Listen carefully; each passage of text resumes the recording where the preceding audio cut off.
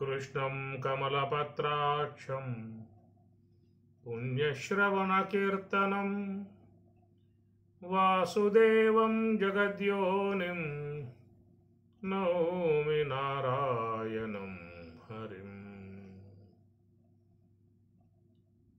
मंगलं भगवन् शंभो मंगलं वृषभध्वज मंगलं पार्वती नादा मंगलं భక్తవత్సల. ఉత్తర గీత 2వ అధ్యాయము. దక్షిణే పింగళానాడి సూర్యమండల గోచర దేవయానం ఇతి జ్ఞేయం పుణ్యకర్మానుసారిణి ఇడా చ వామనిశ్వాస సోమమండల గోచర త్రుయానమితి జ్ఞేయం వామమాశ్రిత్య తిష్టతి దేహేతు పశ్చిమే భాగే వీణాదండాఖ్య దేహభృతు దీర్ఘాస్తి మూర్ధ్ని పర్యంతం బ్రహ్మదండీతి కద్యతే. దక్షిణే పింగళానాడి సూర్యమండల గోచర. దక్షిణ భాగము, ఎడమ భాగము, కుడి భాగాలుగా మనం నిన్న రోజున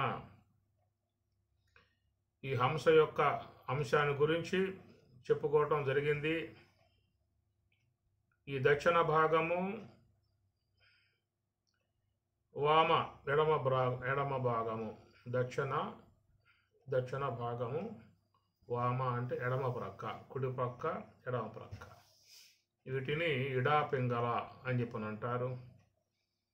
ఇడాపింగళ విధాయకాలుగా ఈ శ్వాస అనేటువంటిది సంచారం జరుగుతూ ఉన్నది.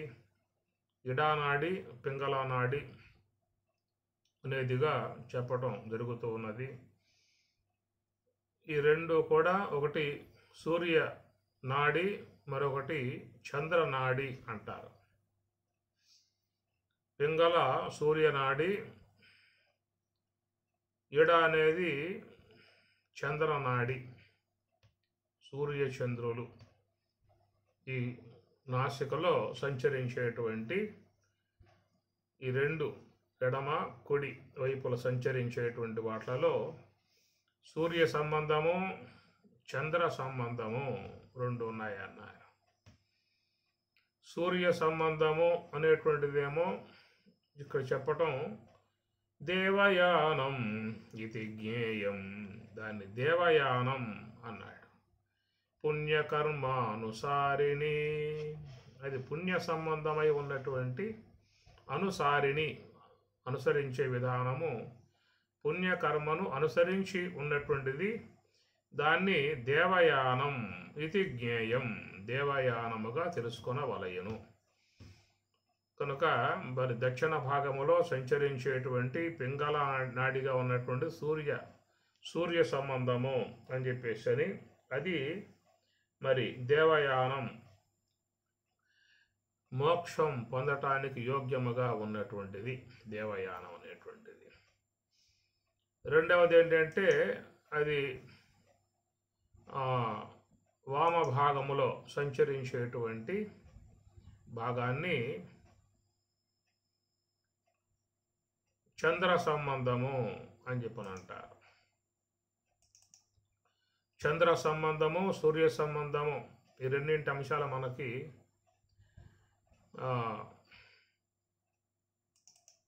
ప్రశ్నోపనిషత్తులో చక్కగా ఇచ్చుకొచ్చారు. అక్కడ అటనే భగవద్గీతలో కూడా స్వామివారు దీని విషయమై చంద్ర సంబంధము, సూర్య సంబంధం అనేటువంటిదిగా రెండు మార్గాలు కూడా మనకు భగవద్గీతలో చెప్పేటువంటి విధానము. అవి శుక్లకృష్ణే గతి హ్యేతి జగత శాశ్వతే మతే ఏకయా యాత్యనావృత్తిం అన్యయా వర్తతే పునః యత్ర కాలే త్వనావృత్తిం ఆవృత్తిం చైవ యోగినః తత్ర ప్రయాత గచ్చంతి తత్ర తత్ర ప్రయాతాయాంతి తం కాలం వచ్చామి భరతర్షభ అని చెప్పని ఒకటి తిరిగి వచ్చే మార్గము, ఒకటి తిరిగి రాకుండా ఉండే మార్గము, ఈ రెండు అంశాలు ఇవి మనకు భగవద్గీతలో స్వామి 8వ అధ్యాయంలో చెప్పారు. ఇదే విషయాన్ని మన ప్రశ్నోపనిషత్తులో కూడా రెండు మార్గాలుగా చెప్పటం జరుగుతూ ఉన్నది. ఒకటి తిరిగి రాని మార్గము, ఒకటి తిరిగి వచ్చే మార్గము, మళ్ళీ జన్మకు వచ్చే మార్గము, ఒకటి తిరిగి రాకుండా ఉండేటువంటి మార్గం అని రెండు మార్గాలుగా చెప్తున్నది. తిరిగి వచ్చే మార్గం పితృయానం ఇది జ్ఞేయం వామమాశ్రిత్య తిష్టతి అన్నారు. ఇది పితృయానం అంటే మళ్ళా జన్మలకు వచ్చేటువంటి విధానం. దేవయానం ఇది జ్ఞేయం, ఈ దేవయానం అనేటువంటిది నివృత్తి మార్గంగా ప్రయాణం చేసి బ్రహ్మములో చేరిపోయేటువంటి యొక్క మార్గం దేవయానం. పుణ్యకర్మ అనుసారిణి, ఇది పుణ్య సంబంధమై ఉన్న కర్మ. వేదేషు యజ్ఞేషు తపస్సు చైవ దానేషు యత్పుణ్యఫలం ప్రదిష్టం అత్యేతి తత్సర్వమిదం విదిత్వా యోగి పరం స్థానం ఉపయేతి చాద్యం అని మనకి భగవద్గీతలో స్వామివారు చెప్పేటువంటి మాట. వేదేషు యజ్ఞేషు తపస్సు చైవ, వేదములు, యజ్ఞములు, దానములు, ధర్మాలు ఇవన్నీ కూడా పుణ్యకార్యములు అంటారు. అత్యేతి ఇలాంటి ఈ మార్గాల కంటే కూడా అత్యేతి చాలా మిక్కుటమై ఉన్నటువంటి మార్గము యోగి పరం స్థానం ఉపయేతి చాద్యం. యోగి పరం స్థానం, యోగి పొందేటువంటి పరం స్థానం ఉన్నదో బ్రాహ్మీ అనుభవం, జ్ఞానస్థితి, అది అత్యేతి ఈ అన్నిటికంటే కూడా సర్వోన్నతమై ఉన్నటువంటిదిగా స్వామి చెప్తారు. దానిని ఆ మార్గాన్ని ఇక్కడ దేవయానం అనేటువంటిదిగా చెప్పుకొస్తూ ఉన్నారు. ఈ దేవయానం అనేటువంటి మార్గాన్ని పరమాత్మ గీతలో ఉత్తరాయణం అనే పేరు పెట్టాడు. ఉత్తరాయణము, దక్షిణాయనము. ఉత్తరాయణము అనేటువంటిది ఏమో దేవయానం ఇతి జ్ఞేయం పుణ్యకర్మ అనుసారిణి. ఈ దేవయానం అనేటువంటిది ఉత్తరాయణ పుణ్యకాలం, పుణ్యకర్మ అనుసారిణి, పుణ్యకర్మ అనుసరించి ఉన్నటువంటి మార్గము, దాన్ని ఉత్తరాయణం అన్నారు. ఉత్తరాయణము ఇది సూర్య సంబంధమై ఉన్న మార్గాన్ని ఉత్తరాయణం అంటారు. దక్షిణాయనం అనేటువంటిది చంద్ర సంబంధం. తత్ర చాంద్రమసం జ్యోతి యోగి ప్రాప్య నివర్తతే. ఇది తత్ర చాంద్రమసం చంద్ర సంబంధమై ఉన్న మార్గాన్ని పితృయానం అని చెప్పని అన్నారు. దీన్ని ఇక్కడ దక్షిణాయనం అనేది స్వామివారు పేరు పెట్టారు. ఉత్తరాయణము, దక్షిణాయనం అని చెప్పని మనకు భగవద్గీతలో వచ్చేటువంటి పేర్లు. ఇక్కడేమో పితృయానం, దేవయానం అనేదిగా ఉత్తర గీతలో చెప్పినటువంటి విధానము. కాబట్టి దేవయానం అనేటువంటిది పుణ్యకర్మానుసారిని మోక్షానికి పొందేటువంటి మార్గము.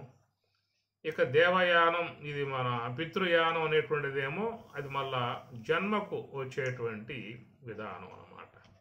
పితృయానం ఇతి జ్ఞేయం వామమాశ్రిత్య తిష్టతి. కాబట్టి రెండు మార్గాల లోకంలో శాశ్వతీ గతే శుక్లకృష్ణే గతి హ్యేతి జగతః శాశ్వతీ మతే ఏకయాయాతి నా వృత్తిం అన్యయా వర్తతే పునః. ఒక మార్గం తిరిగి వచ్చేదిగా ఉన్నది, రెండో మార్గం తిరిగి రానిదై ఉన్నది. పితృయానముగా ఉన్నటువంటి మార్గం ఏంటంటే మళ్ళా లోకంలోకి జన్మ పరంపరలుగా వచ్చేటువంటి విధానం. అది పితృయానం. చంద్ర సంబంధము అన్నారు. చంద్ర సంబంధం అంటే పదార్థ సంబంధము. కాబట్టి పదార్థ సంబంధమై ఉన్నటువంటి జన్మ పరంపరల సంబంధమైనటువంటిది ఇది చంద్రయానముగా చెప్పేటువంటిది. కనుక సూర్య దేవయానం, సూర్య మార్గం దేవయానము. దాని గురించి పరమాత్మ భగవద్గీతలో అగ్ని జ్యోతి శుక్ల షణ్మాసా ఉత్తరాయణం తత్ర ప్రయాత గచ్చంతి బ్రహ్మవిదః జనాః అని ఇక్కడ విశేషణాలుగా చెప్పుకొస్తూ ఉన్నాడు.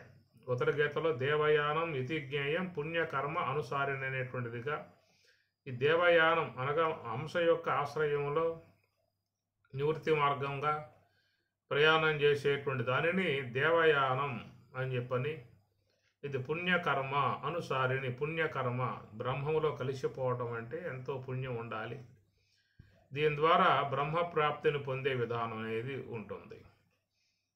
కాబట్టి ఈ ప్రకారం లోకంలో 2 రకాలైనటువంటి యొక్క వ్యక్తిత్వాలు కలిగి ఉన్నాయి, అనగా అభిరుచులు కలిగి ఉన్నాయి, ఆసక్తి కలిగి ఉన్నటువంటిది.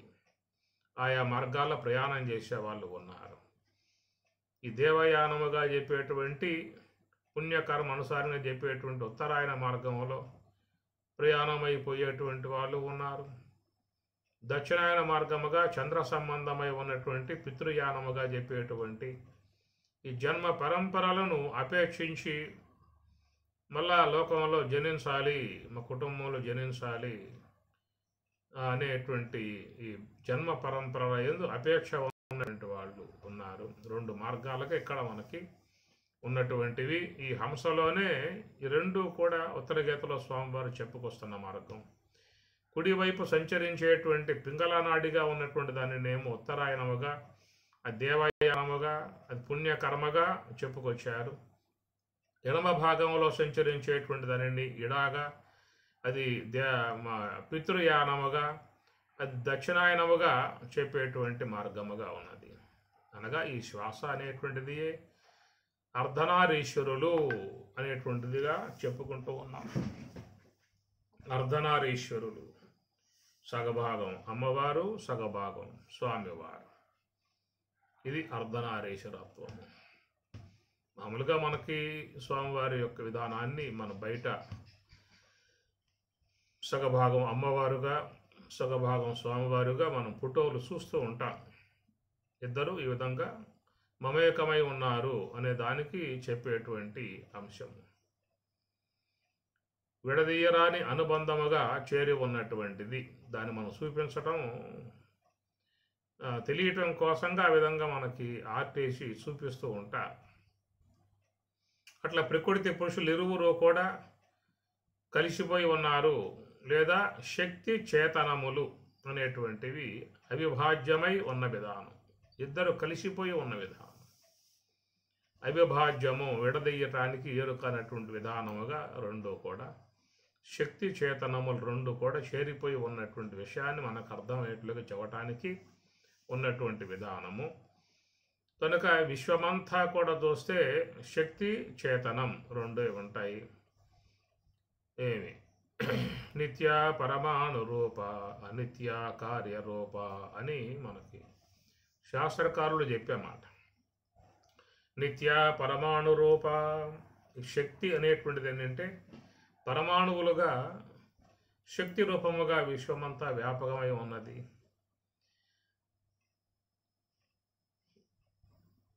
కార్యరూప, నిత్య పరమాణు రూప, నిత్య కార్యరూప. అనిత్యమై ఉన్న విధానం ఏంటంటే కార్యరూపముగా చెప్పారు. కార్యరూపము అంటే మనం ఈనాడు ఏ యొక్క నామరూపాత్మకములుగా చూస్తూ ఉన్నామో ఇవన్నీ కూడా తర్వాత కాలంలో అవి వాటి రూపం లేకుండా పోతుంది.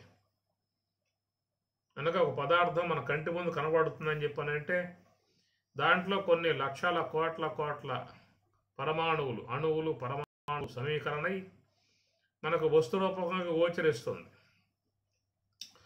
ఆ విధంగా కనబడేటువంటి దాంట్లో ఉన్నటువంటి పరమాణువులు విడబడ్డాయా, వేరు అయిపోయాయా అంటే మీకు అక్కడ రూపం లేదు, నామం లేదు. అయితే పరమాణువులుగా మాత్రం విశ్వంలో ఉంటుంది. మన దేహమే తీసుకోండి, ఈ శరీరంలో జీవం ఉన్నంత వరకు కనబడుతూ ఉంటుంది కళ్ళకి.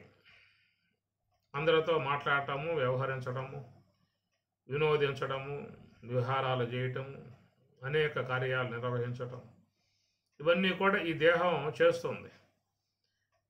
ఎప్పుడైతే దేహం నుంచి జీవ పదార్థం వెళ్ళిపోయిందో ఈ శరీరం ఏమవుతుంది అంటే గాలి గాలి కలిసే గగనంబు గగనంబు మంట మన్ను మన్ను మన్ను కలిసి మంట మంట ఇది చెప్పుకొస్తాడు వేమన. కాబట్టి ఈ శరీరంలో ఉన్నటువంటి పృథివీ సంబంధమై ఉన్న పరమాణువులు పృథువులో, జల సంబంధమై ఉన్న పరమాణువులు జలములో, అగ్ని సంబంధమైన పరమాణువులు అగ్నిలో ఇట్లాగా చేరిపోయినట్లయితే ఈ శరీరం అనేటువంటిది రూపం లేదక దీని నామం కూడా ఉండదు. మన కళ్ళ ముందు ఇంతకుముందు ఎంతోమంది కనపడుతూ ఉన్నారు కదా, ఆత్మీయులుగా, మిత్రులుగా, బంధువులుగా, స్నేహితులుగా, ఇంట్లో పరివారంగా. గతం దర్శనం ఇచ్చారు, వాళ్ళతో మాట్లాడుకున్నాం, సంభాషించాం, కలిసిమెలిసి జీవించాం. ఈనాడు ఉన్నారా అంటే ఆకారాలు చాలా వరకు అంతరించిపోయాయి. ఏమిటని చెప్పానంటే వాటిలో ఉన్నటువంటి పృథివీ సంబంధ, జల సంబంధ, అగ్ని సంబంధ పరమాణువులు చేరి ఉన్నాయి కాబట్టి కనబడే విధానంగా ఉన్నది. ఎప్పుడైతే ఊపిరి వెళ్ళిపోయిందో, జీవుడు నిష్క్రమించాడో, ఈ దేహంలో ఉన్నటువంటి భాగాలు ఆయా భూతాల్లోకి వెళ్ళిపోతాయి. అది అందుచేత నిత్య పరమాణు రూప, అనిత్య కార్యరూప అంటారు. ఈ కార్యరూపముగా ఏర్పడ్డటువంటి యొక్క ఈ దేహం కొద్ది కాలం పాటు కొనసాగుతుంది. ఆ తర్వాత ఈ దేహం యొక్క రూపం అనేటువంటిది ఉండదు ఇక. మరి లేదా అంటే పరమాణువులుగా ఉందాం వల్ల ఈ శరీరంలో ఉన్నటువంటి పృథివీ సంబంధమై ఉన్నటువంటి పృథివీలో ఉన్నాయి, జల సంబంధమై ఉన్న పరమాణు జలంలో ఉన్నాయి, అగ్ని సంబంధమైన పరమాణులు అగ్నిలో ఉన్నాయి. కాబట్టి పరమాణువులుగా నిత్యము అన్నారు, ఈ నామరూపాలుగా ఉండేది అనిత్యము అన్నారు. అనిత్యమై ఉన్న పరమాణువులు ఎప్పటికీ ఉంటాయనేటువంటి మాట. ఆ పరమాణువులు ఏమిటాయా అంటే అది శక్తి స్వరూపము, శక్తి అంతా కూడా ఎనర్జీ శక్తి స్వరూపం. ఇట్లా విశ్వమంతా కూడా శక్తి అన్నారు. ఆ శక్తి అనేది రూపములుగా ఏర్పడుతూ ఉంటుంది, అనేక రూపాలుగా వస్తూ ఉంటుంది, అంతర్ధానం చెందుతూ ఉంటాయి. ఎట్లా సముద్రము నుండి మరి అలలు అనేటువంటివి ఎగసిపడి ఒక రూపాలుగా వస్తాయి, తిరిగి మరలా అలా ఆ సముద్రంలోనే సమస్యపోతుంది, మళ్ళీ నీరుగా ఉండిపోతుంది. ఆ ప్రకారంగా శక్త్యాత్మికమై ఉన్నటువంటి విశ్వం నుండి ఎగసిపడ్డటువంటి అలలే ఈ శరీర ఆకృతులు ఇవన్నీ కూడా ఎగసిపడ్డ అలలు. తిరిగి మరలా ఈ దేహాలు సమస్య తిరిగి మళ్ళీ ప్రకృతిలోనే జలంలో, అగ్నిలో, వాయువులో, పృథివిలో చేరిపోతాయి మళ్ళా. ఇట్లా ఎన్నెన్ని దేహాలు రోజువారీగా ఉత్పన్నమవుతూ ఉన్నాయో, ఎన్ని శరీరాలు తిరిగి మరలా కాలగర్భంలో కలిసిపోతూ ఉన్నాయో, పరమాణువులుగా చేరిపోతూ ఉన్నాయో. అదొక ప్రవాహం. మృత్యు సంసార సాగరాత్తు అని స్వామివారు దీన్ని మృత్యురూప సంసార సాగరం అని పోలిక చేశారు. కనుక ఈ మృత్యురూప సంసార సాగరం, ఈ సాగరం అనేది మృత్యురూపముగా రోజువారీగా కొన్ని కోటాను కోట్ల శరీరాలు విశ్వంలోకి వస్తూ ఉన్నాయి. మరు క్షణంలో మళ్ళా కోటాను కోట్ల దేహాలు మళ్ళీ విశ్వగర్భంలోకి, పరమాణువుల్లోకి చేరిపోతూ ఉన్నాయి. ఒక మానవ దేహాలే కాదు, విశ్వంలో కొన్ని ఇతర అనేక మత్స్యములు కానీ, మృగములు కానీ, పక్షులు కానీ అన్నీ కూడా దేహాలే. ఈ ప్రకారం ఇవన్నీ కూడా అన్ని జాతుల నుంచి శరీరాలు ఆవిర్భావం అవుతూ ఉన్నాయి. మరికొన్ని దేహాలైతే అంతర్ధానాన్ని చెందుతూ ఉన్నాయి. ఇది మృత్యురూప సంసార సాగరము అని స్వామివారు. ఇది సాగరం కొనసాగబడుతూ ఉన్నది. ఎట్లా నదులన్నీ కూడా ప్రయాణం చేసి సముద్ర గర్భంలో చేరి సమస్యపోతూ ఉన్నాయో, ఆ ప్రకారంగా ఈ జీవరాశులన్నీ కూడా ప్రయాణం చేసి తిరిగి మరలా ఈ ప్రకృతిలో, ఈ శక్తి స్వరూపంలో అన్నీ కూడా చేరిపోతూ ఉన్నాయి. కనుక ఈ అవ్యక్తముగా ఉన్నటువంటి శక్తి వ్యక్తరూపమై నామరూపాలుగా గోచరించేటువంటి విధానము. బ్రహ్మము అనేటువంటిది కదలిక లేనిది. అచలోయం సనాతన అచ్ఛేద్యోయం అదాహ్యోయం అక్లేద్య అశోష ఏవచ నిత్య సర్వగత స్థాణు అచల అయం సనాతన. కాబట్టి బ్రహ్మమునందు ఏ కదలికలు లేవు. అది ఎలాంటి నామరూపాలు పొందే విధానం బ్రహ్మమునకు లేదు. కేవలం చేతనాత్మికం, ఆనందాత్మికం, స్వప్రకాశం, జ్ఞానస్వరూపం. ఇది బ్రహ్మము యొక్క స్వరూప లక్షణాలు అయితే, ఆ బ్రహ్మమునందు ఉన్నటువంటి యొక్క శక్తి ఒక శక్త్యాత్మికమై ఉన్నది. పరమాణు రూపముగా ఏర్పడి ఉన్నటువంటి యొక్క శక్త్యాత్మిక అది ఒక నామరూపాలుగా విశ్వంలో ఎగసిపడి అనేక రూపాలుగా విశ్వంలోకి వస్తూ ఉన్నాయి. తిరిగి మరలా దాంట్లోనే పడి సమస్య పోతూ ఉన్నటువంటి విధానం గనుక ఈ శక్తి చేతనములు అవిభాజ్యముగా ఉన్నటువంటి విషయాన్ని చెప్పటానికి మనకు శివపార్వతులను సగభాగముగా మనకు చూపిస్తూ ఉన్న సాదృశ్యం ఏంటని చెప్పానంటే, మనకి అందనంతటి అతీతముగా ఉన్నటువంటి భావాన్ని మనకు తేలికగా అర్థం కావటానికి చేసినటువంటి విధానం. కాబట్టి ప్రకారముగా చేతనము శక్తి రెండు, మన దేహములో కూడా శక్తి చేతనాలు రెండు ఉన్నాయి. అనగా స్థూల సూక్ష్మ కారణ మహాకారణ అనేటువంటివన్నీ కూడా శక్తి. ఒక ప్రత్యేగాత్మగా ఉన్నటువంటిది మాత్రమే చేతనము. స్థూల దేహం, సూక్ష్మదేహం, కారణదేహం, మహాకారణం వరకు మొత్తం కూడా శక్తి. ఇది ఓంకార స్వరూపం, ప్రణవము అని చెప్పిన అన్నారు. అకారం స్థూలదేహం, ఉకారం సూక్ష్మదేహం, మకారం కారణదేహం, అర్ధమాత్ర మహాకారణం. ఇది ఓంకారం అన్నారు. ప్రణవము అన్నారు. ప్రణవాతీతం అన్నప్పుడు ఏమిటి? అది బ్రహ్మము, కేవలం చేతనం, సచ్చిదానందమై ఉన్నటువంటి స్వరూపం. దాంట్లో ఏ కదలికలు లేవు. అది సాకారమూర్తిగా అయ్యే అవకాశాలు లేవు. అది జ్ఞానాత్మికమై ఉన్నది, ఆనందాత్మికమై ఉన్నది, స్వప్రకాశాత్మికమై ఉన్నది, అనంత వ్యాపకమై ఉన్నది, కదలికలు లేకుండా ఉన్నది. అలాగా ఉన్నటువంటి దానిని ప్రణవాతీతము అని చెప్పని అంటారు. ప్రణవము అన్నప్పుడు మనకి మహాకారణం వరకు మాత్రమే చెప్పుకోవాలి. అర్ధమాత్ర అన్నారు కదా, అర్ధమాత్ర స్థలమే అది ప్రణవం అంతవరకే. ఏమి ప్రణవం అనేది అర్ధమాత్ర వరకే. అర్ధమాత్ర కూడా దాటావు అంటే, తెలివి కూడా ధ్యానములో దాటావు అంటే దాన్ని ప్రణవాతీతము అన్నారు. అది తురీయాతీతము అంటారు. మహాకారణం వరకు తురీయం. ఈ మహాకారణం దాటావు అంటే నీ స్వరూపంలో చేరిపోయావు అంటే తురీయ అతీతము అన్నారు. ఈ మహాకారణం వరకు ఉన్నటువంటి దానిని సబీజ అన్నారు. మహాకారణం కనుక దాటినట్లయితే నిర్బీజ అని చెప్పని అంటారు. సబీజ సమాధి, నిర్బీజ సమాధి అంటారు. సబీజ సమాధి అంటే ధ్యానములో మరి స్థూల దేహ సంబంధమై ఉన్న గోళకాలు అవి జడమైపోతాయి. తర్వాత సూక్ష్మదేహ సంబంధమై ఉన్నటువంటి ఇంద్రియాలు అవన్నీ కూడా జడమవుతాయి. ఇట్లా స్థూల దేహం, సూక్ష్మదేహం, కారణదేహం కూడా దాటి మహాకారణ స్థాయిలో ఉన్నట్లయితే దానిని తురీయము అంటారు. నాలుగవ అనుభవము. తురీయము అనే మాటకి ఏంటంటే నాలుగవది అని అర్థం అన్నమాట. తురీయాశ్రమాన్ని స్వీకరించారు అంటారు కదా. తురీయ ఆశ్రమాన్ని స్వీకరించారు అంటే సన్యాసాన్ని స్వీకరించడం చెప్పి అర్థం అన్నమాట. కాబట్టి ఆశ్రమాలలో ఎవరైనా సన్యాసం స్వీకరిస్తే ఆయన తురీయ ఆశ్రమాన్ని పొందారు అని చెప్పని అంటారు. అంటే నాలుగవ స్థాయికి వచ్చేసాడు. దేవుడు నాలుగవ స్థాయికి అని చెప్పనంటే బాల్యము దాటి యవనంలోకి వచ్చాడు.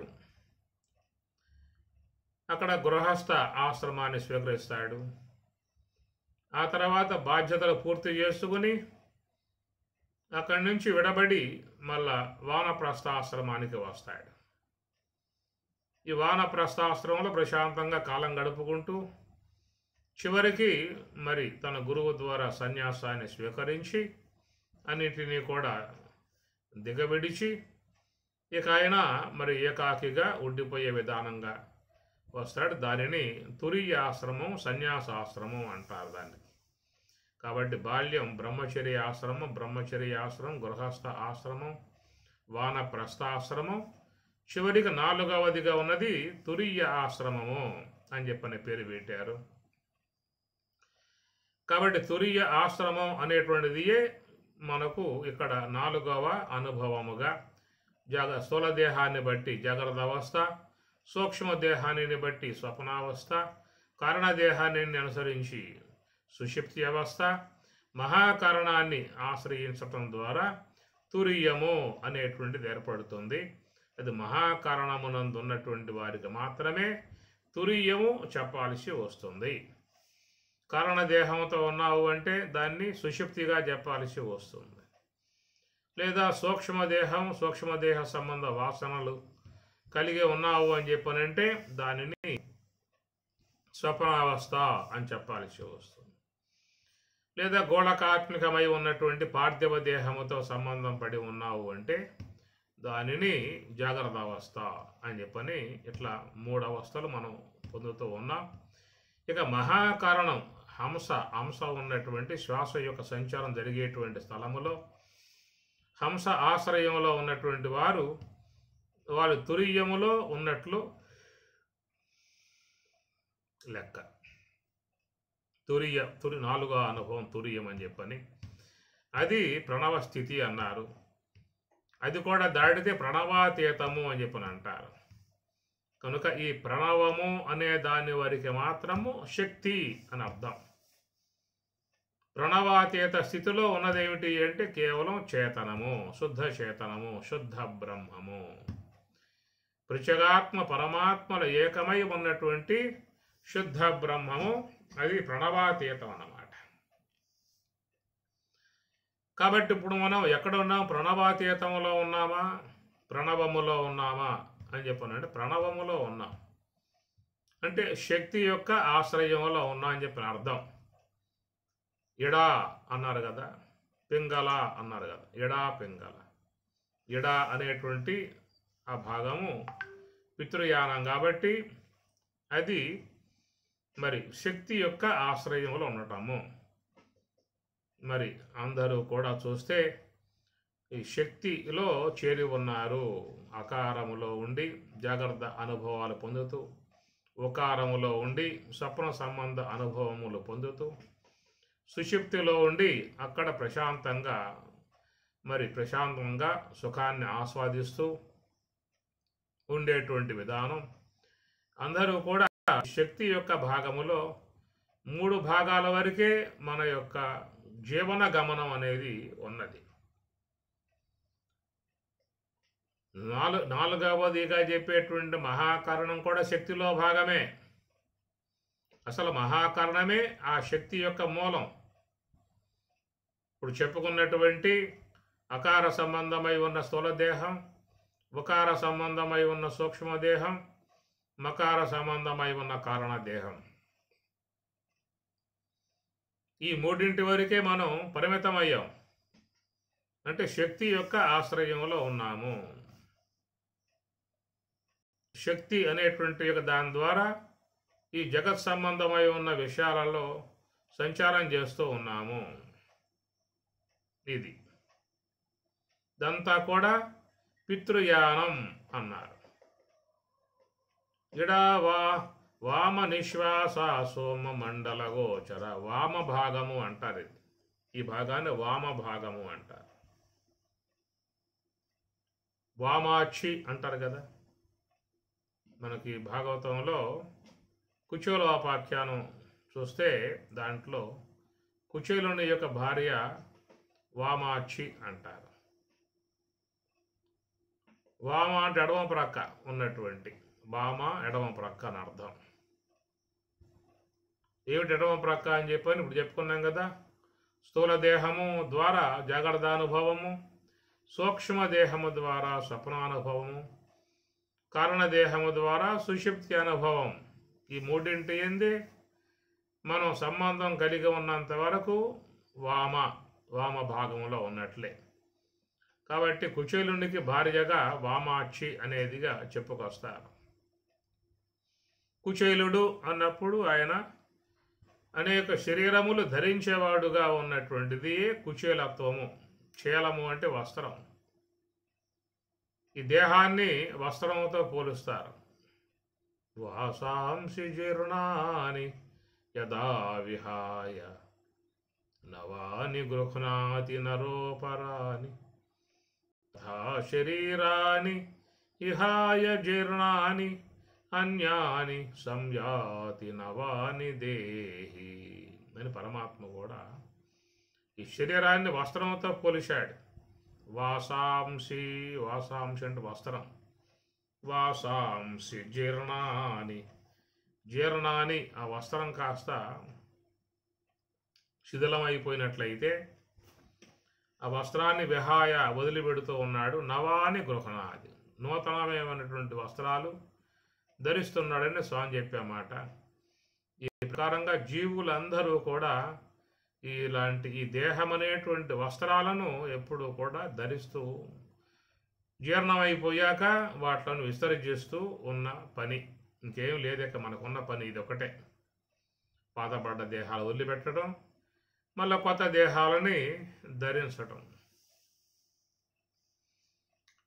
అనేక దేహాలు, ఒక మానవ దేహం అనే కాదు, అందుబాటులో ఉన్నటువంటి కర్మానుగుణ్యముగా అందుబాటులో వచ్చినవన్నీ కూడా ధరిస్తూ కొద్ది కాలం పాటు విహరిస్తూ మళ్ళా దేహాల నుంచి విడబడుతూ ప్రయాణం కొనసాగించే విధానముగా లోకంలో దాదాపుగా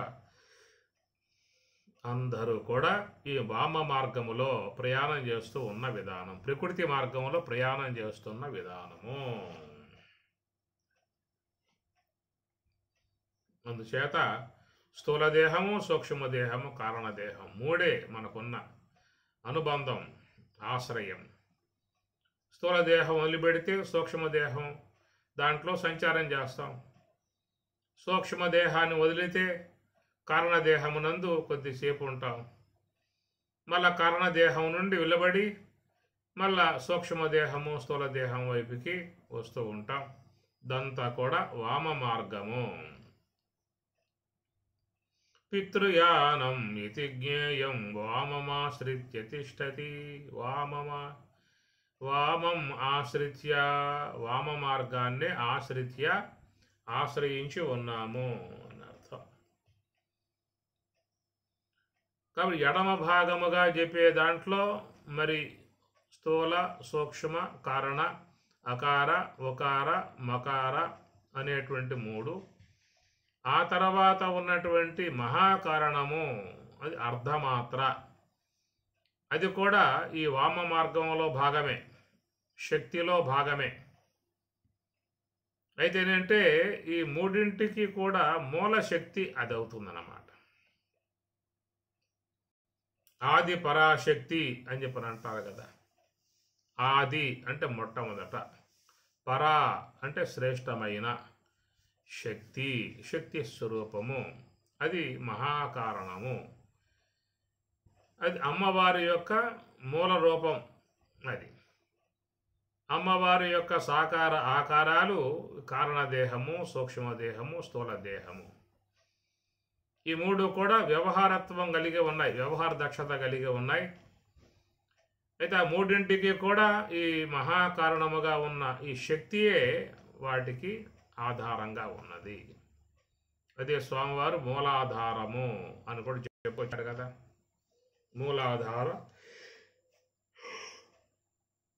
మూలాధార చక్రము, మూలము ఆధారము. కనుక ఈ మహాకారణమే వీటికి మరి మూలమై ఉన్నది, ఆధారమై ఉన్నది. ఈ మహాకారణం అనబడేటువంటి అర్ధమాత్ర అమ్మవారుగా చెప్పుకొచ్చారు. అర్ధమాత్ర అక్షరానిత్య పదాత్మిక అని గీతా మహాత్మ్యం. అర్ధమాత్ర అక్షరానిత్య స్వనిర్వాచ్య పదాత్మిక. అర్ధమాత్ర అక్షరానిత్య. అర్ధమాత్ర అది మహాకారణము అన్నారు. ఈ మహాకారణాత్మికమై ఉన్నటువంటి ఇది మూల శక్తి, ఆది పరాశక్తి. అమ్మలగన్నయమ్మ ముగురమ్మల మూలపుటమ్మ చాలా పెద్దమ్మ సురారులమ్మ కడుపారగ పుచ్చినయమ్మ తన్నులో నమ్మిన వేల్పుల మనంబుల ఉండెడి యమ్మ దుర్గమాయమ్మ అని భాగవతంలో చెప్పే మాట ఆదిపరాశక్తి అన్నారు. అది మహాకారణముగా అర్ధమాత్ర, అది కూడా ప్రణవంలో భాగమే. అయితే ఈ మూడింటికి కూడా అది కారణమై ఉన్నది, మూలమై ఉన్నది. ఆ మహాకారణమే స్థూలముగా ఉన్నట్లయితే దాన్ని శ్వాస అన్నారు. ఊపిరి మహాశక్తి స్వరూపిణి, ఊపిరి మహాశక్తి స్వరూపిణి. ఎలాంటి దేహాలను కూడా అవలీలగా లేపి నడిపిస్తుంది. ఏనుగు దేహమే తీసుకోండి, ఆ ఏనుగా అవలీలగా లెగిసి నుంచుని నడుస్తూ ఉన్నది, పరుగులు చేస్తూ ఉన్నది. ఏది ఆ శ్వాస ఉండబట్టి కదా. ఆ ఏనుగులో ఉన్నటువంటి ఆ ఊపిరి ఆగిపోయింది అనుకోండి, దాన్ని లేపాలంటే ఎంతమంది పట్టాలి చెప్పండి. సామాన్య మానవుల వల్ల కాదు, క్రేన్లు రావాలి, యంత్రాలు రావాలి, వాటి ద్వారా పైకి లేపాల్సింది. అంతటి భారీ గల దేహాన్ని కూడా అవలీలగా లేపి నుంచోబెడుతుందని చెప్పానంటే అది మహాకారణం యొక్క శక్తి అన్నమాట. అంతటి మహత్తర శక్తి అది. విశ్వంలో ఉన్న సమస్త శరీరాలకు ఆ శక్తి మహాకరణ పరాశక్తి అనేటువంటి ఆమె ఆశ్రయంలోనే విశ్వంలో ఎన్ని దేహాలు అయితే ఉన్నాయో అన్ని శరీరాలు కూడా ఊపిరి పోసుకుని సంచారం చేస్తూ ఉన్నాయి, విహారం చేస్తూ ఉన్నాయి, వినోదిస్తూ ఉన్నాయి. ఆ పరాశక్తిగా ఉన్నటువంటి ఆ మహాకారణం శ్వాస అది కనుక ఆగిందా అంటే ఈ విశ్వంలో ఏ ప్రాణి కూడా సంచరించే అవకాశాలు లేవు.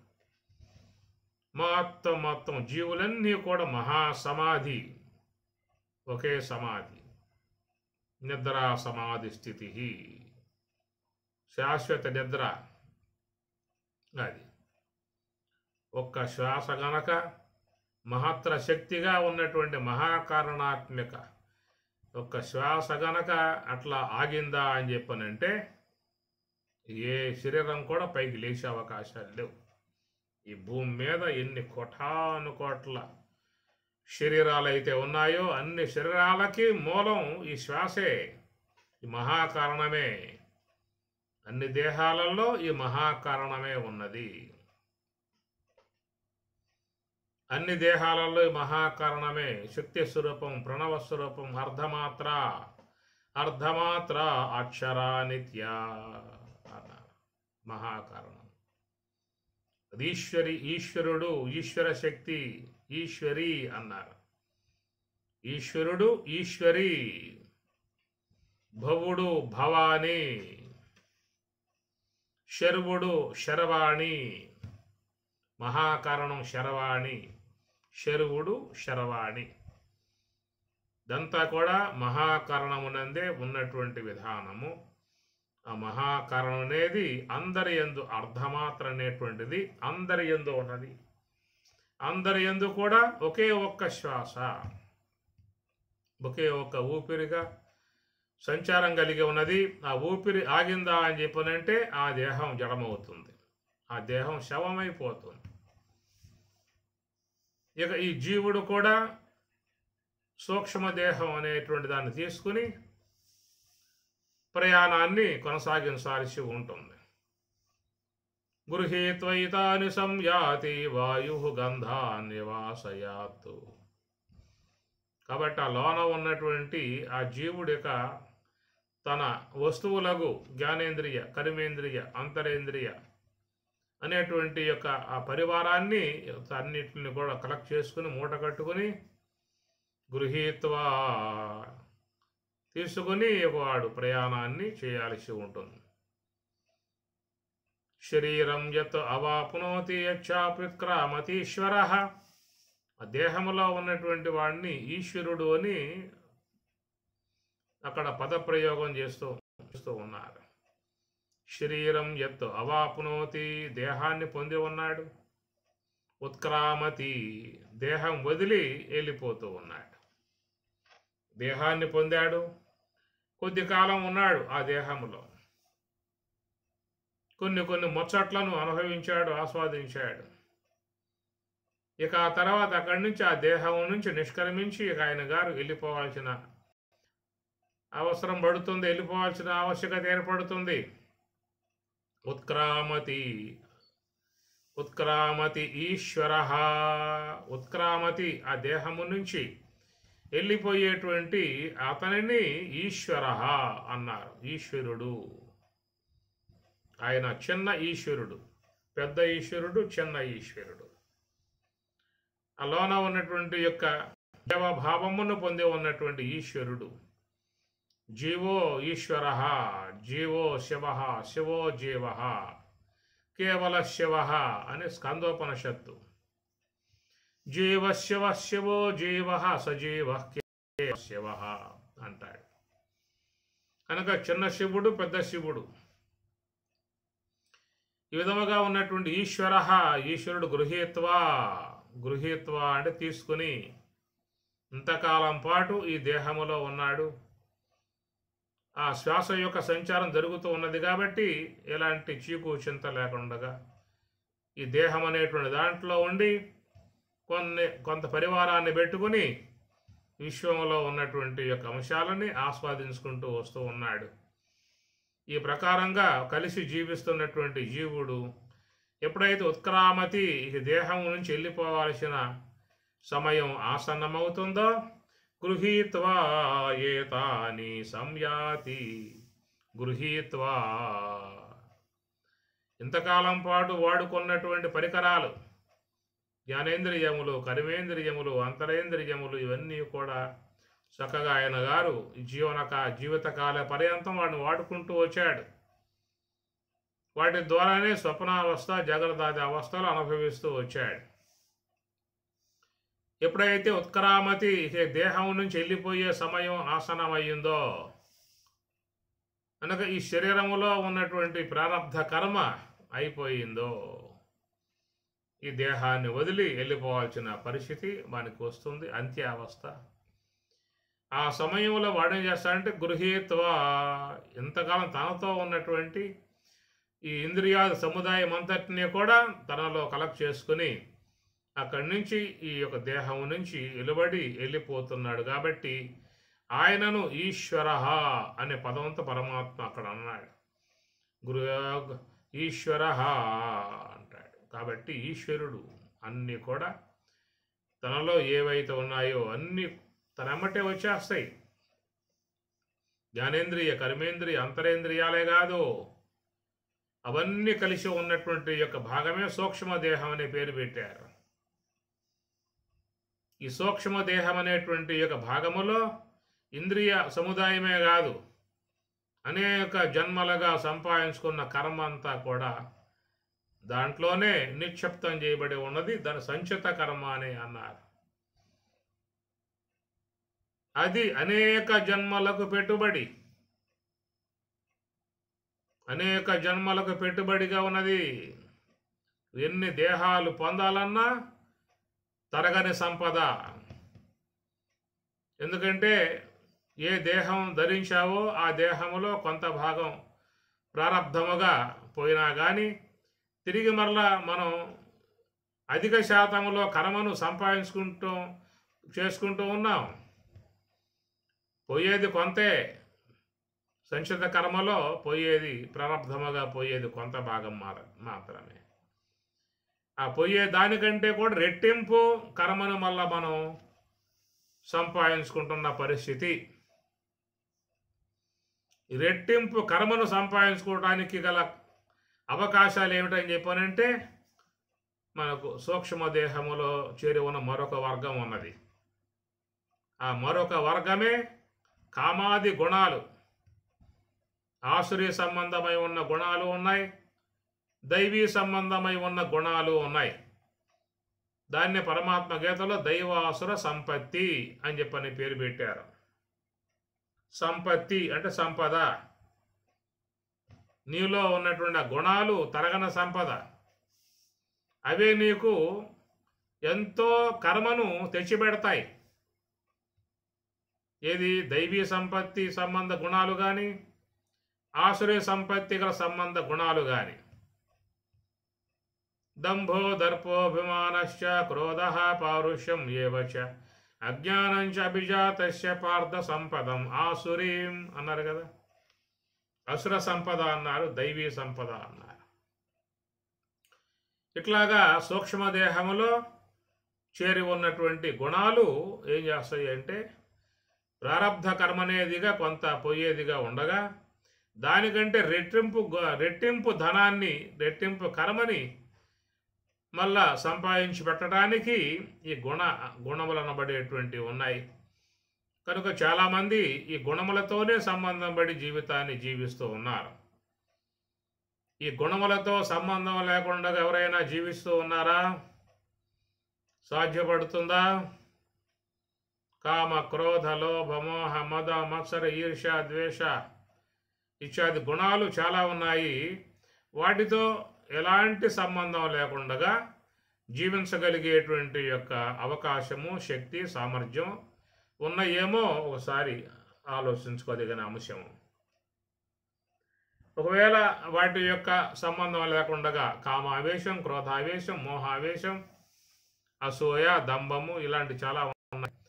కనుక వాటి యొక్క ప్రకోపాలకు గురి కాకుండా, వాటి యొక్క ఊసే లేకుండా, వాటితో సంబంధమే లేకుండా జీవించగలిగేటువంటి నైపుణ్యత లోకంలో ఎవరికైనా ఉన్నదా చూసుకోవాల్సి ఉంటుంది.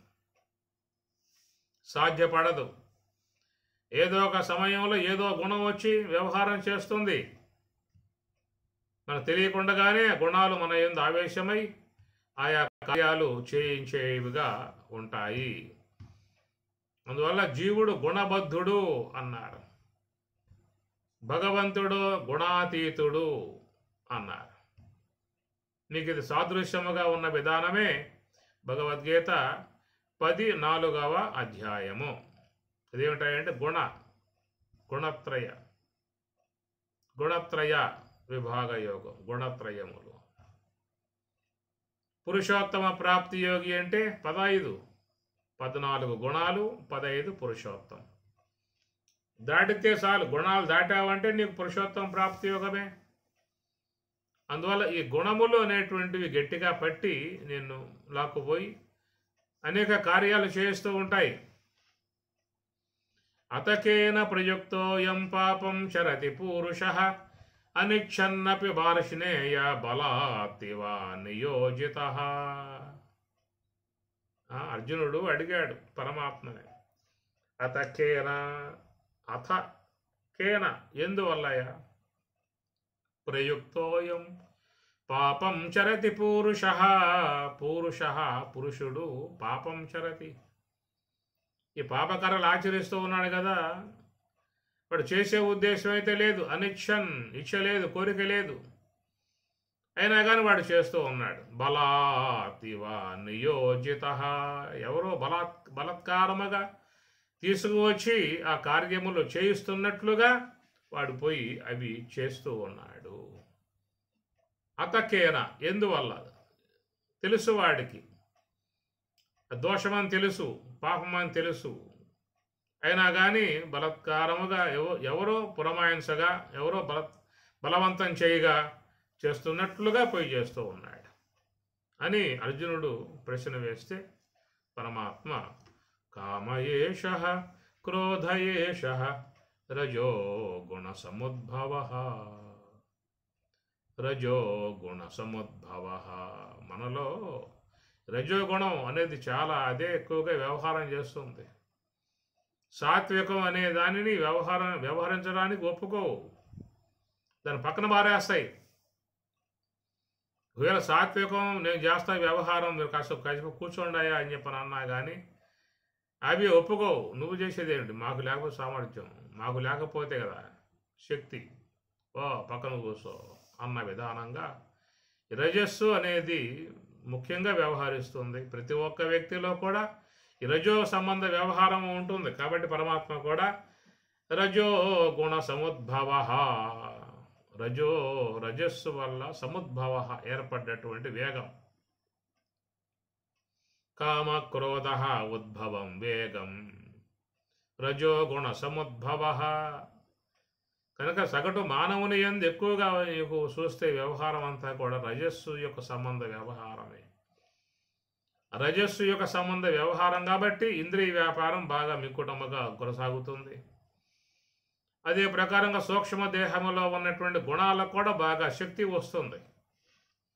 అందువల్ల కామ క్రోధ లోభ మోహ మదమాత్సర గుణాలతో బాగా విజృంభణగా ప్రవర్తించే విధానం జీవితంలో వస్తుంది. కాబట్టి ఈ రజస్సు కామయేష క్రోధయేష రజోగుణ సముద్భవ మహాశనో మహాపాప్మా విద్యేనమిహ వైరిణం. విద్ధి తెలుసుకొనము, ఈ వైరిణం శత్రువులుగా తెలుసుకొనము. రజోగుణములు కలిగేటువంటి గుణాలు బలవంతముగా మానవుణ్ణి ఆ కార్యాలలో పురమాయించేయుగా ఉంటాయి. కాబట్టి ఈ ప్రకారముగా మరి ప్రారబ్ధం అనేది కొంత భాగం పోగా అధిక శాతంలో అందరూ కూడా ఆగామి కర్మను సంపాదించుకోవడానికి బాగా శాయశక్తుల అందరూ కూడా ప్రయత్నం చేస్తూనే ఉన్నారు. శక్తి కొలది బాగా పోగేసి తిరిగి మరలా ఆ సూక్ష్మ దేహంలో నిశ్శబ్దం చేస్తూ ఉన్నారు. ఈ ప్రకారముగా మరి ఇట్లా చూసినట్లయితే ప్రారబ్ధం అనేది కొంత భాగం పోగా ఆగామి కర్మగా మళ్ళా దాన్ని బాగా కూడదీసి అధిక శాతంగా ఆర్జించి మళ్ళా సూక్ష్మదేహమునందు సంచిత కర్మ యందు వాటిని ప్రవేశింపజేసి దానికి కాస్త భరోసా ఇస్తూ ఉన్నారు. నువ్వేం భయపడమాక, ఎంత ప్రారబ్ధముగా పోయినా కానీ మేమున్నాము. తిరిగి మరలా ఆగామి కర్మగా సంపాదించి నీలో నిక్షిప్తం చేసి నీకు ఎలాంటి యొక్క భయం లేకుండా దిగులు లేకుండా నిన్ను శక్తివంతముగా మేము తయారు చేస్తాము అని అన్నట్లుగా రజస్సు తమస్సులు రెండు కూడా పూనుకొని పోయే ప్రారంధం పోగా పోయిన దానికంటే రెట్టింపు కర్మను సంపాదించి ఆగామిగా సూక్ష్మదేహమునందు నిక్షిప్తం చేస్తూ ఉన్న విధానం. కాబట్టి ఈ ప్రకారముగా ఆ సూక్ష్మదేహములో కర్మ అనేది ఉన్నంత వరకు అనేక స్థూల దేహాలు అనేటువంటివి వస్తానే ఉంటాయన్నమాట. అందువల్ల ఈ ప్రకారముగా అందరూ కూడా మరి ఈ వామ మార్గమై ఉన్నటువంటి ఎడమ భాగమై ఉన్నటువంటి అకార వకార మకార అర్ధమాత్ర భాగాలుగా ఉన్నటువంటి ఆ భాగాలలోనే సంచారం చేస్తున్న అంశానికి మన భాగవతంలో మరి కుచోలో వ్యాఖ్యానములో వానికి మరి ఈ వామాక్ష అనేటువంటి వామ అచ్చి వామ ఎడమ ప్రక్క ఉన్నటువంటి ఆమెయే భార్యగా ఉందని చెప్పనంటే మరి ఆ ప్రకారముగా అనేక దేహాలు ధరిస్తూ ఉన్నటువంటి యొక్క జీవుడగు అతడు ఎట్లా ఉన్నాడయ్యా అంటే కుశేలుడుగా ఉన్నాడు. అంటే చిరిగిపోయిన వస్త్రాలు ధరిస్తూ ఉన్నాడు. నవరంధ్రాలు 9 కంతలు ఉన్నటువంటి దేహం చిరిగిపోకుండా ఏముంది? ఇంకా అన్ని బెజ్జాలేక దేహానికి, దేహమంతా బెజ్జాలే. సమ్మర్ వచ్చిందా అంటే, వేసవికాలం వచ్చిందా అంటే అనేక రోమరంధ్రాల నుంచి జలధారలు స్రవిస్తూ ఉంటాయి. ప్రతి రోమం ఒక రంధ్రమే. ఆ రోమం నుండి గాలులు లోపలికి పోతా ఉన్నాయి. మనం కేవలం ముఖరంధ్రాల ద్వారానే శ్వాసను పీలుస్తున్నాం అని చెప్పి అనుకోమాకండి. మన శరీరం అంతా కూడా మొత్తం రోమం అన్ని రంధ్రాలే. రంధ్రాల కొండగా గాలి లోపలికి పోతా ఉన్నది, బయటకు వస్తూ ఉన్నది.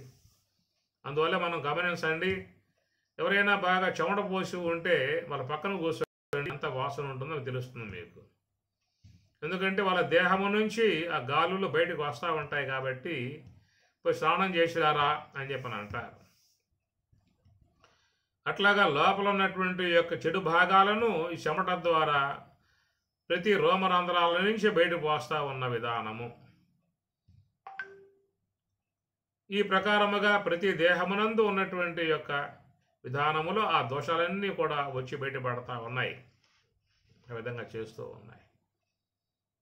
అట్లా ఈ దేహం అనేటువంటి ఇది చిరిగిపోయినటువంటి వస్త్రం ఉన్నారు. కుచేలము అంటే అనేక రంధ్రములు కలిగి ఉన్నటువంటి యొక్క వస్త్రం ధరించిన విధానం. కాబట్టి ఇలాంటి దేహాలు ఈ జీవుడికి వస్తానే ఉంటాయి, ఆగిపోయేదేముంది? ఇవి వస్తానే ఉంటాయి, పోతూ ఉంటాయి, వస్తూ ఉంటాయి, పోతూ ఉంటాయి, వస్తూ ఉంటాయి. ఎందుకంటే ఇతడు వామాక్షిని ఆశ్రయించి ఉన్నాడు, వామభాగంలో ఉన్నాడు. వామ అని చెప్పనంటే ఓంకారాత్మికమై ఉన్నటువంటి భాగములో అకారం ఒకారం మకారం వరకు పరిమితమయ్యాడు. అర్ధమాత్రగా పోవట్లా, అర్ధమాత్ర కూడా వామ భాగమే. అడగబోవటం వల్ల కేవలం ఉంది ఎక్కడ అంటే స్థూల దేహము, సూక్ష్మదేహము, కారణదేహం, అకారం ఒకారం మకారం అంతవరకు మాత్రమే ఉంటూ ఉన్నాడు. దాని కారణం కర్మను అది అమిత శాతంలో సంపాదించుకుంటూ మళ్ళా ఇలాంటి ఈ దేహాలే పొందే విధానముగా ఉన్నాడు. కాబట్టి ఇక అతడు కుచేలుడుగానే కొనసాగుతూ ఉంటాడు. ఆయనకు ఎప్పుడయ్యా విముక్తి విమోచనము అని చెప్పనంటే మరి ఒకనొకప్పుడు ఆయన పరమాత్మను ఆశ్రయించాడు, కృష్ణ పరమాత్మను ఆశ్రయించాడు. ఆ మహానుభావుడు అనుగ్రహముతో తన కుచేలత్వాన్ని పోగొట్టుకున్నాడు, సుధాముడయ్యాడు. సు అంటే మంచి, ధాము అంటే స్థానం, మంచి స్థానాన్ని పొందాడు. కారణం ఏంటంటే ఆయన మరి భగవంతుణ్ణి ఆశ్రయించాడు. చిదానందేన కృష్ణేన ప్రోక్త స్వముఖతోర్జునం, చిదానందేన కృష్ణేన, చిత్తు ఆనందాత్మికం, ఆనందాత్మికమై ఉన్న కృష్ణ పరమాత్మను ఆశ్రయించాడు. ఆ జీవత్వాన్ని పోగొట్టుకున్నాడు, సుధాముడయ్యాడు. యద్గత్వా న నివర్తంతే తద్ధామ పరమం మమ, యద్గత్వా, ఏ స్థానాన్ని పొందినట్లయితే తిరిగి మరలా పునరావృత్తి మళ్ళా జన్మించే విధానం ఉండదో తద్ధామ పరమం మమ, పరమాత్మ అన్నమాట. ఆ ప్రకారముగా ఇక జన్మలోకి వచ్చే విధానం లేకుండా పోయింది. కాబట్టి అతడు సుధాముడయ్యాడు. సుధా అంటే సుధాముడు, ధామం అంటే స్థానం, సుధామం మంచి ధామం, దుఃఖరహితమై ఉన్న ధామం, ఆనందాత్మకమై ఉన్న ధామం, భవసాగరం అవతల ఉన్నటువంటి యొక్క ధామం, నిత్యానంద భరితుడై ఉండేటువంటి యొక్క ధామం, సుధామం. అక్కడ అట్లా ప్రతి ఒక్కరూ కూడా మరి ఆ మార్గముగా ప్రయాణం చేసి సుధాముడు కావాలి. అందరూ కూడా అది పోవాలంటే దేవయానం ఇది జ్ఞేయం పుణ్యకర్మ అనుసారిణి, దాని దేవయానం అనే మార్గంలో పోగలిగితే వాళ్ళు కూడా సుధాములు అవుతారు. ఎంతోమంది మహాత్ములు పోయారు, సుధాములైపోయారు, బ్రహ్మములో కలిసిపోయారు. అందుచేత మరి ఆ బ్రహ్మమును ఆశ్రయించేటువంటి ధామం సుధామం. అది ఇడాచవామనిశ్వాస సోమమండల గోచర, అందరూ కూడా ఈ మార్గంలోనే ఉన్నారు, వామ మార్గంలో ఉన్నారే తప్ప దేవయానం ఇతి జ్ఞేయం పుణ్యకర్మానుసారిణి. మరి ఈ మార్గంలో పోవాలంటే ఎప్పుడు పోతాం? అది అందరూ కూడా విచారించుకోవాల్సిన అంశముగా పరమాత్మ ఉత్తర గీతలో బోధిస్తూ ఉన్నాడు. ఓం సహనావతు సహనౌ భునక్తు సహ వీర్యం కరవావహై తేజస్వినావధీతమస్తు మా విద్విషావహై. ఓం శాంతి శాంతి శాంతి. హరి ఓం తత్సతు.